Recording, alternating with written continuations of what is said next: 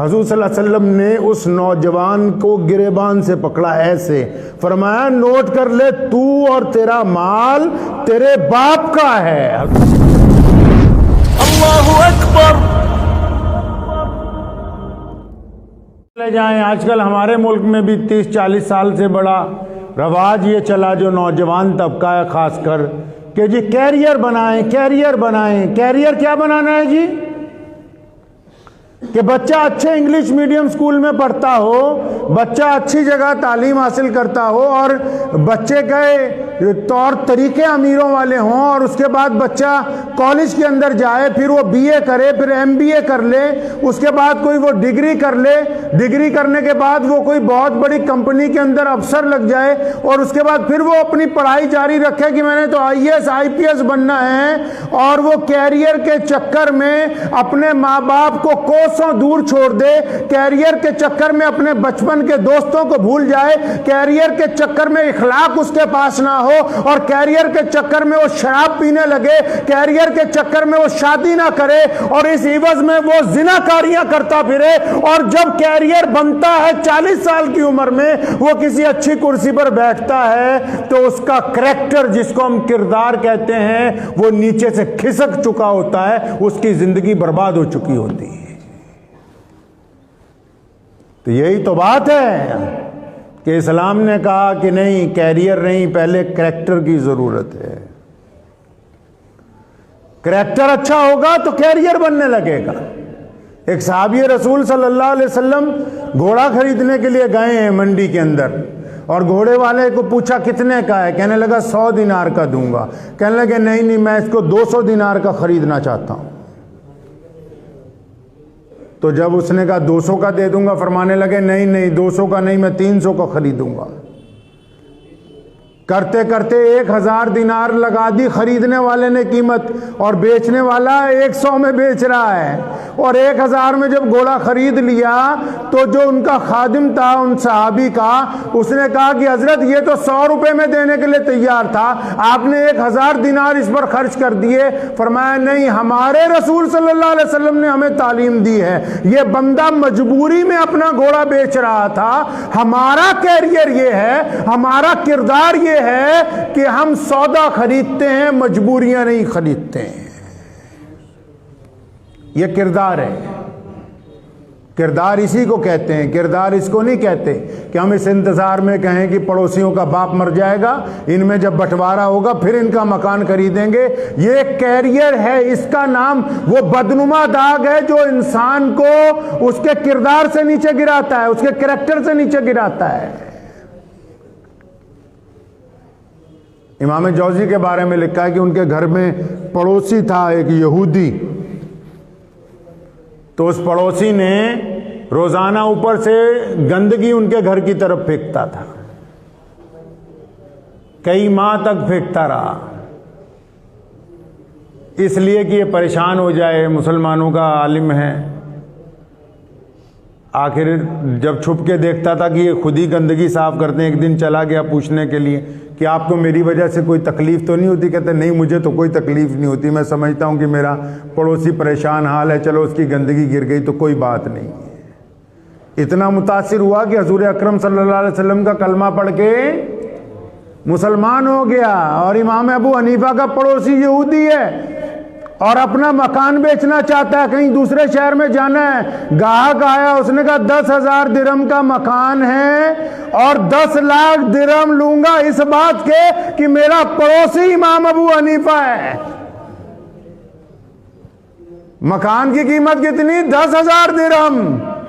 और कहता 10 लाख इस बात के लेने हैं कि तुम्हें जो पड़ोसी देके जा रहा हूं यह कीमती है, इसका किरदार बड़ा बुलंद है, यह साथ देने वाला है, यह मोहब्बतें करने वाला है, यह मुसीबत में काम आने वाला है। हमारा किरदार बोलता है। मुहम्मदुर रसूलुल्लाह के किरदार ने पूरी दुनिया में इंसानों को इस्लाम कबूल करने की तरफ माइल किया है। सिद्दीक अकबर रज़ियल्लाहु ताला अन्हु के किरदार ने बड़े बड़े बादशाहों को सरनगू होने पर माइल किया है। उमर फारूक फारूक के किरदार ने दुनिया की अदालतों को इंसाफ करना सिखाया है। सैयदना उस्मान रज़ियल्लाहु तआला अन्हु के किरदार ने व्यापारियों को तमीज दी है कि किस अंदाज से हम अच्छा पैसा कमा सकते हैं। अली मुर्तजा के किरदार ने रज़ियल्लाहु तआला अजमाइन मैदान जंग में दुश्मन के साथ नेकी करने की तालीम दी है। यह हमारा किरदार है जो आज इस दीवार पर लिखा हुआ है कि मुसलमान अपने किरदार में कायनात में सबसे आला है।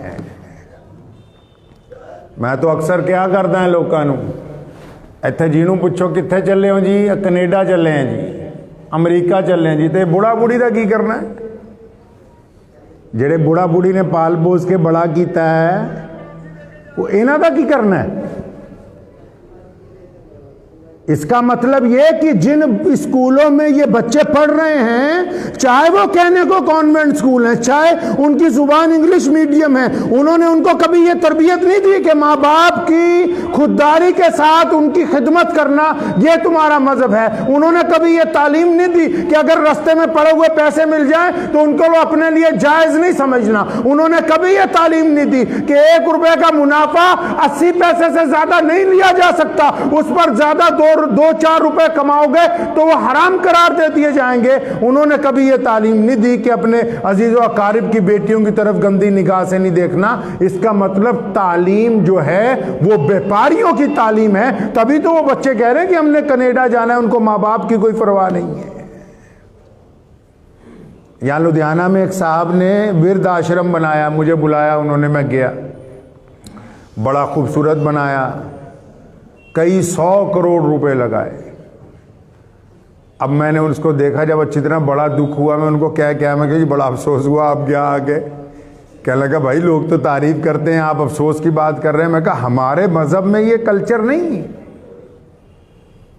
हुजूर अकरम सल्लल्लाहु अलैहि वसल्लम ने जो किरदार हमें अता फरमाया है ना, जन्नत सुरैया की बुलंदियों पे थी। आप पढ़े कभी उठा के बुखारी को, अबू दाऊद को, इब्ने निसा को, कभी पढ़िए ना, जन्नत जो है सुरैया की बुलंदियों पर थी। मुहम्मदुर रसूलुल्लाह ने उसे खींच के मां के कदमों के अंदर डाल दिया और फरमाया बाप जन्नत का दरवाजा है। फरमाया बाप जन्नत का दरवाजा है। मैं कहा तुम तो कभी ये सिखा रहे हो इन करोड़पति लोगों को, इन बड़ी बड़ी एनआरआईओं को, फैक्ट्री वालों को, ये सिखा रहे हो कि माँ बाप बुढ़े हो जाएं तो 50 लाख रुपए यहां जमा करा दो, हम अपने आप संभालेंगे इनको। एक नौजवान ने हुजूर अकरम सल्लल्लाहु अलैहि वसल्लम को आकर शिकायत की थी, या रसूलल्लाह मेरा बाप मेरी इजाजत के बगैर मेरा माल खर्च कर देता है, मेरी इजाजत के बगैर मेरे कमरे में से सामान उठा लेता है, और आप उसको बुला के समझाएं। हुजूर अलैहिस्सलातु वस्सलाम ने बाप को बुलवाया कि बुलाओ उसे। इतनी देर में जिब्रील आ गए और जिब्रील ने आके बताया कि वो जिसको आपने बुलवाया है ना जी, वो रास्ते में कुछ शेर पढ़ता हुआ आ रहा है, और जो शेर उसने पढ़े वो भी बता दिए, अल्लाह ताला ने वो भी पहुंचवा दिए कि ये पढ़ता हुआ आ रहा है। मामला बाद में तय करना है, मामला बाद में तय करना। पहले आप उससे ये पूछें कि रास्ते में जो पढ़ता आ रहा था दिल में वो क्या था, पहले वो सुना। इमाम बुखारी ने लिखा है कि वो शख्स जब हुजूर सल्लल्लाहु अलैहि वसल्लम की खिदमत में पहुंचा तो आप सल्लल्लाहु अलैहि वसल्लम ने फरमाया कि फैसला तो बाद में होगा, तो ये बता घर से जब चला मेरे यहाँ आने के लिए तो रास्ते में जो तू बातें शेर पढ़ रहा था, जो चीज़ें गुनगुना रहा था, पहले वो सुना। वो सहाबी कहते हैं कि मैंने दोबारा कलमा बाआवाज़ बुलंद पढ़ा। फरमाया या रसूलल्लाह मेरा तो ईमान और बढ़ गया, आपको कैसे पता है जो मैं गुनगुना रहा था यो तो अल्लाह जानता है या मैं जानता हूं? तो फरमाया नहीं पहले वो सुनाओ। अब वो बाप जो है उसने उन शेरों का तर्जुमा जो है अक्सर मुफस्सरीन ने नकल किया है, उसने सुनाना शुरू किया हुजूर सल्लल्लाहु अलैहि वसल्लम को कि हमारे घर में जब बच्चा हुआ, कहता मैं और मेरी बीवी बड़े खुश हुए कि अल्लाह तबारक व तआला ने हमें बेटा अता फरमाया है, बेटा या बेटी अता फरमाई। कहने लगा जब ये 5-7 दिन का था, सर्दी बहुत ज़्यादा थी तो कपड़े हम लोगों के पास कम थे, तो हम अपने हिस्से के भी इसको लपेट दिया करते थे, और फिर हम लोग सारी रात जाग के इसे देखते रहते थे कि कहीं इसे कोई तकलीफ तो नहीं हो रही। तो ये रोता था तो सारी रात मैं इसको गोद में उठा के फिरता रहता था भी ये चुप हो जाए, तो अगर मैं रुक जाता था तो फिर ये रोने लगता था। फरमाते हैं कि या रसूलल्लाह ये बीमार हो गया, तो हम दोनों मियाँ बीवी इतने परेशान हुए, उठाए उठाए इसको फिरते थे, पैसे नहीं होते थे तो यारों दोस्तों से मांगकर इधर उधर से कोई जुगाड़ करके फिर भी इसकी दवा का इंतजाम करते थे, और बड़ा फिक्र रहता था कि इसकी जान ना निकल जाए कहीं। इसकी मां सारी सारी रात सोती नहीं थी, हमने बारियां बांध रखी थी कि चलो इसी, हम भूल गए थे कि भी हमें और भी कोई काम है, बाकी काम बस जरूरत के मुताबिक करते थे, सारी तवज्जो इसकी तरफ कर दी। तो आहिस्ता आहिस्ता ये बड़ा होने लगा, तो इसकी ज़रूरियात जब ज़्यादा हुई तो हमने फिर अपना पेट काटना शुरू किया, इसकी बात गिरने नहीं दी। आप यकीन माने, इमाम बुखारी ने लिखा है कि वो बूढ़ा जब ये बातें कर रहा था, हुजूर सल्लल्लाहु अलैहि वसल्लम की आंखों में आंसू आ गए। उसने अपनी गुफ्तगू जारी रखी, प्यारे नबी सल्लल्लाहु अलैहि वसल्लम ज़ारो कतार रोने लगे। फरमाया या रसूलल्लाह इतनी मेहनत की मैंने कि अपने जिस्म की सारी ताकत इसमें मुंतकिल कर दी। सालन होता था तो हम सोचते थे कि हम चलो एक बोटी खा लेंगे, इसको ज्यादा खिला दे।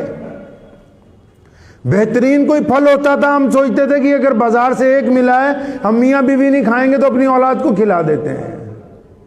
फरमाया अब 50 साल गुजर गए, अब हम बूढ़े हो गए, ये तवाना हो गया है, ताकतवर हो गया है, और अगर हमने इसकी कोई चीज़ उठा ली तो ये हमसे नाराज़ हो रहा है। हुजूर सल्लल्लाहु अलैहि वसल्लम ने उस नौजवान को गिरेबान से पकड़ा ऐसे, फरमाया नोट कर ले, तू और तेरा माल तेरे बाप का है। हुजूर सल्लल्लाहु अलैहि वसल्लम ने फरमाया दोबारा कि इस बात को याद कर ले, तू और तेरा माल तेरे बाप का है, और फरमाया फिर तीसरी मर्तबा कि सुन ले, तू और तेरा माल तेरे बाप का है, यानी तू भी और तेरा माल भी, तुम सारी चीजें तुम्हारे माँ बाप की मलकियत में से हो।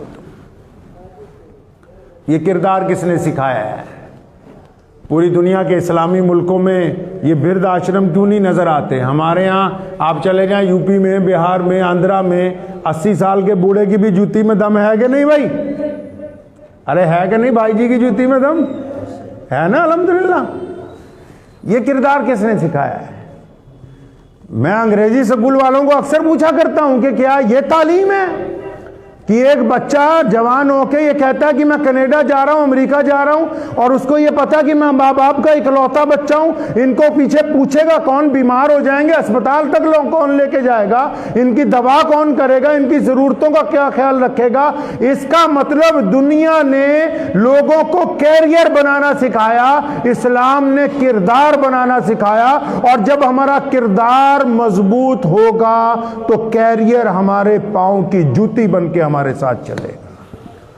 मुझे उम्मीद है कि आपको ये वीडियो पसंद आई होगी। अगर पसंद आई हो तो ये आप अपने दोस्तों के साथ शेयर करें और इस चैनल को सब्सक्राइब जरूर करें।